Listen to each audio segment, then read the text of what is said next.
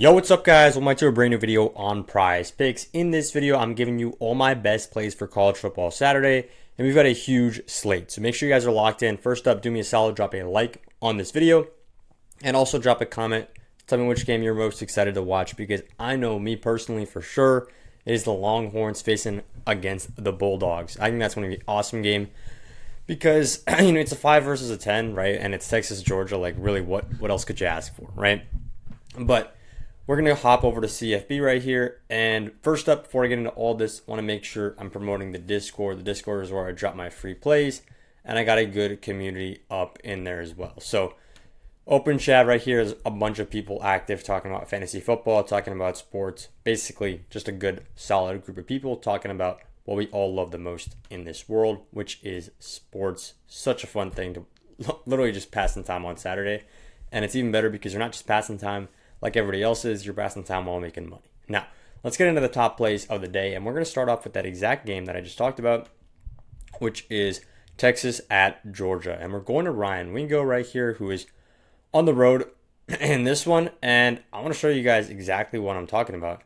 His line is very high right here at 12.5 fantasy because of the last couple games that he's had, right? He's had a couple games in his last 5 games, right? In his last 6 games. He's gone over this in 2 of them. But in his last 19 games, he's gone under in 15 of them, right? So this is a perfect case of looking at a small sample size versus looking at a bigger sample size, right? In statistics, with data, you always want to look at a bigger sample size because it's going to get you the best data, right? It's going to get you the best trends more accurately than just looking at literally the last 2 weeks. Always gone over in both of those weeks. He's got to go over here, right? Both of these games went for over 60 points. This one went for over 80 points, right? So there is a clear reason why he went over in these games, because he was scoring, right? Because he was scoring. And if we look at these last couple, right, where he went only under 30 points scored in that game, under 30 points scored in this game, right? And then the next couple games where he goes over, pops out 50 points. And this one, obviously, that doesn't count. 55-0. Literally anybody could put up that numbers on Sam Houston.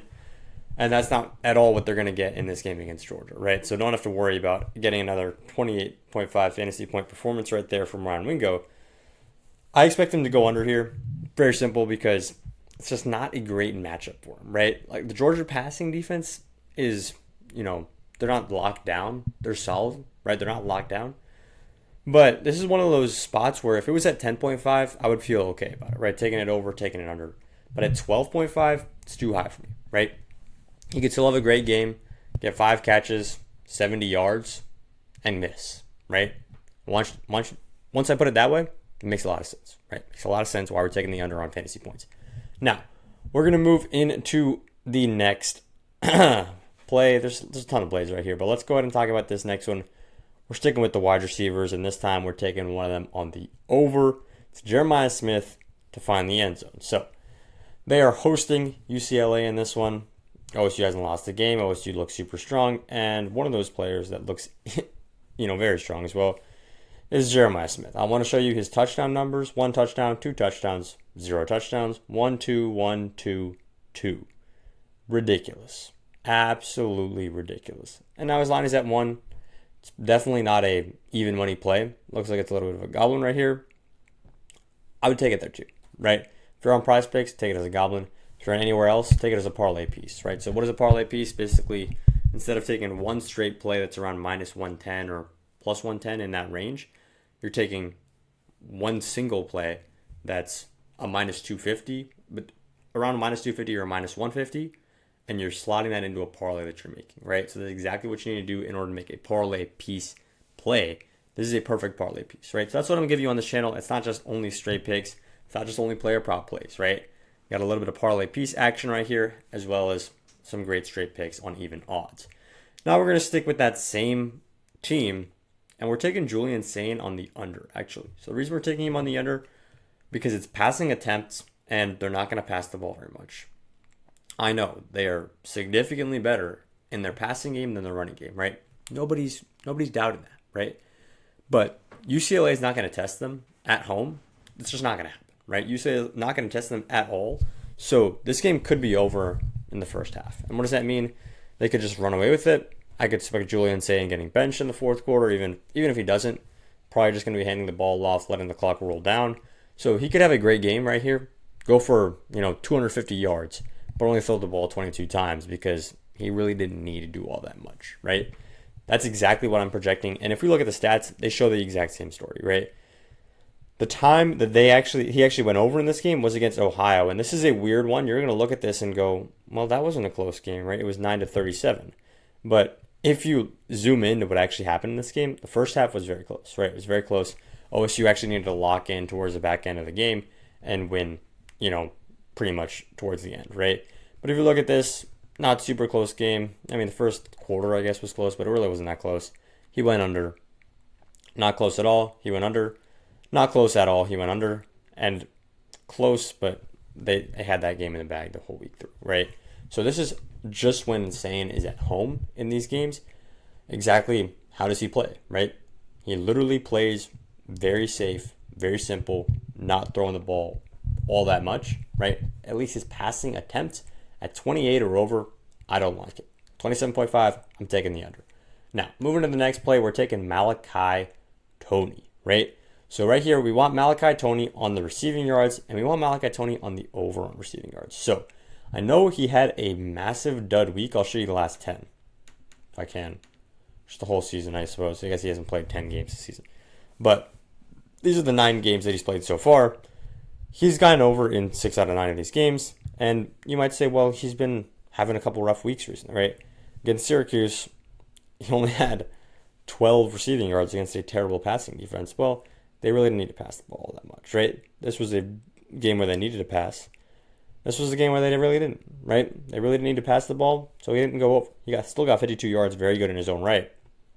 This was a close game. They actually lost this one, and he popped off for over 130 in his best game of the season. Another close game, he goes over. Close game, close game, close game. He's going over in close games, right? Now he's going up against NC State, and NC State are a really weird team, right? They just beat Georgia Tech, and they look solid, but then you look back at their schedule and you realize, well, they lost to Pitt, right? They lost to Virginia Tech. And yeah, they beat Virginia, who are a very solid team, or a ranked team. Yeah, they beat Georgia Tech, who are a ranked team, but they also have terrible losses on their schedule too, right? You should not be losing to Virginia Tech as any type of contender, right? So against Miami, Miami's at home in this one. Obviously, Miami are the favorites. I do think they're going to win this game. But one thing that I hope NC State does, and I think they have a very great chance of doing, is keeping the game close, right? As long as they keep the game close, they're going to pass the ball quite a bit. That's the way NC State plays, period, end of story. Miami's going to have to pass the ball quite a bit too, right? I like Fletcher on the rushing yards too if you want to go that angle. But I think Miami's not going to just be able to run this game out, right? They're going to have to pass the ball. NC State on the passing defense has looked a little ropes. So that's exactly why I expect Toney to just cook them. His yards after catch are, I don't want to say the best in all of college football, but they're easily top 5. If you haven't watched it, check out Malachi Toney tape. Now, moving on, we're sticking in the same game here, and we're going to exactly what I was just talking about, NC State's passing yards. So CJ Bailey, his line is at 224.5. I think this is ridiculously low. Just straight up, the only time he didn't hit this game was when he was on the road facing Notre Dame, and this was a weird game because they were actually keeping it close for the first half. And then what happened? NC State started to run the ball. They said, well, if we're keeping it close, let's try to keep the score right here where it is. And maybe we could pop a touchdown late and then win the game that way. That didn't work, right? They stopped passing the ball, and they lost their foothold in the game, and it got out of hand really fast. But in all these other games, 340 yards against Georgia Tech, 48 points. That's not a mistake. That's not a mistake at all. 34 points against Pitt, he went over. 56 points against Campbell, yeah, anybody's going to go over there. 21 points against Virginia Tech in a loss, he goes over. 45 points to 33 points here, massive scoring game. He went over there too, right? So CJ Bailey, his peak is 350 plus yards, right? And his low, his bottom, his trough is around 220 to 230, 250 yards, right? So this line at 224.5 is way too low. It's way under projecting where he usually plays at, what he can hit in this game, right? So CJ Bailey, we like him on the over. Now, next play we're going to is Ty Simpson. So this is another big game. I'm just going to scroll through right here and show you guys the big games that I'm talking about. The big games this week are easily. I want to consider this a big game, but I really don't think. I mean, those teams just play so differently. That might actually be interesting to watch, but neither of those teams were really all that great. To be fair, this is a big game, 4 versus 11. This is a huge game, 10 versus 5, and this could be a fun one, BYU versus TCU, but I really don't think it'll be that big of a game. Let's stick to the main ones, and we're going over to Alabama right now, and we're taking Ty Simpson, taking him on the rushing yards, right? So we said this in 6 out of his last 7 games, and it's one of those plays where you really just like Simpson to, let me see if I can get my mouse back in this one. You really just like Simpson because he's only missed this one time, and that was against Vanderbilt, right? Literally only missed this one time. Vanderbilt is the toughest defense that he's played so far when it comes to rushing. And the second toughest defense was Missouri, right? He actually hit that one too, just barely, right? So this now, defense that he plays, really not all that tough, right? This Oklahoma defense is good, but against rushing quarterbacks, it's one of those things that you can't really quantify as a defense, right?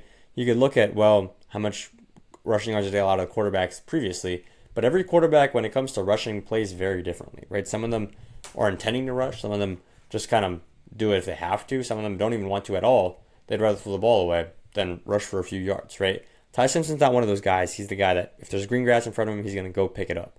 And all we need is for there to be 7 positive yards of grass in front of him for him to pick up by the end of these 60 minutes, right? So that's exactly what we're taking right here. And 6.5 yards, way too easy, right? But if you want another parlay piece, like I was saying, I was going to say with parlay piece, but because I thought the odds would be way lower on this, I thought this would be minus 150, but we're actually getting it at minus 115. This is now officially another video play. Go ahead and take Ty Simpson on the over on not just rushing yards, but on passing touchdowns too.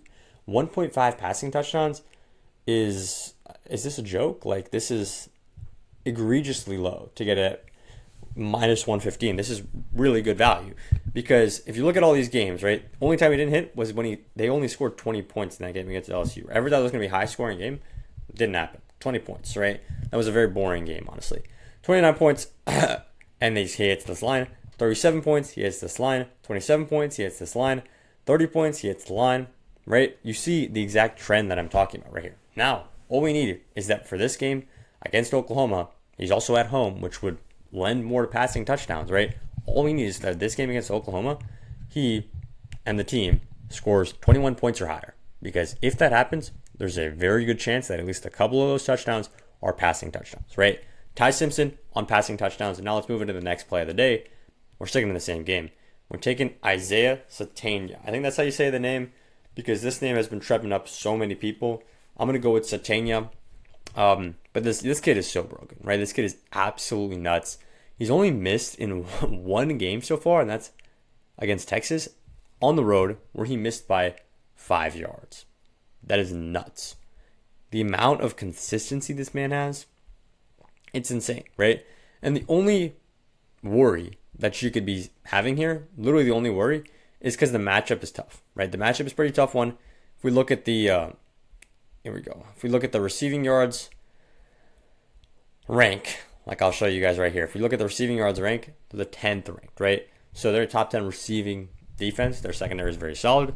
But it's one of those moments where Oklahoma really doesn't have that many other very qualified places to go with the ball, right?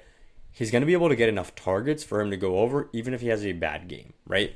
So what does that mean? A good game for him to hit 65 yards would be, 5 catches, 65 yards, maybe a long of 25, right? That's a good game. I think in this game, he could have 10 targets, 8 catches, and just barely grind out to that 70 or 80 yard mark, right? So he's not hitting his yards per catch as high as he wants it to be, unless he pops off for, a 50-yard bomb, which could happen, right? He's not getting the yards per catch up, but he's getting to the receiving yards line because they're targeting him again and again and again, right? He's going to get targets, he's going to get yards out of the catch. I expect him to get a couple of screen passes here, which is just always good for easy yards. And he's hitting 6 out of the last 7 games with an average of 90 receiving yards over that span. This is ridiculous, right? We're taking him on the over at 64.5. But that's all I got for the video. I appreciate you guys sticking around to the end. Drop a like, drop a comment, and drop a subscribe because I post every single day. I'll see you in the next one once we cash.